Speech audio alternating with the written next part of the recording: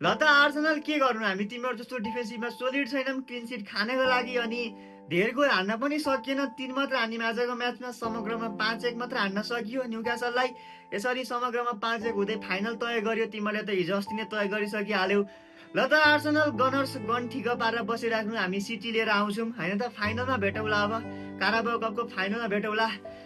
Manchester city fans मजा आयो guys मजा आयो प्रिमियर लिगमा back to back draw loss हुँदा हुँदै जस काराबाओ कपमा चाहिँ राम्रो गरिरहेको छ एन्ड 10 वर्षमा 5वटा फाइनल पुग्नु भनेको it's not a normal it's a dominate guys Arsenal 5-6 वर्षमा बल्ल बल्ल एकचोटि पुगेको छ यो पालि एन्ड फाइनल तय भइसकेको छ आर्सेनल भर्सेस म्यान्चेस्टर सिटी आजको म्याच तबाह भयो उमर मार्मसको टप गेम कुसोनपको टप गेम ट्राफोर्डको टप गेम एन्ड अरूको बेस्ट गेम थियो टिजानी निको यताउति अरू सबैको बेस्ट गेम थियो होइन त टप गेम मार्मुसको मजा आयो गाइज यार मार्मुस अनि ट्राफोर्डको सेभहरूदेखि लिएर खुसोनको सिबी मजा आयो गाइज मजा आयो ओराइली निकोको डबल पिभोट इभन रायन चेर्की सब्स्टिट्युट आएर पनि बुनफाड गेम रायन चेर्कीको हालान्ड आएर पनि 2-3 सर्ट लिन पायो हालान्डले मजा आयो गाइज यार मजा आयो लेट्स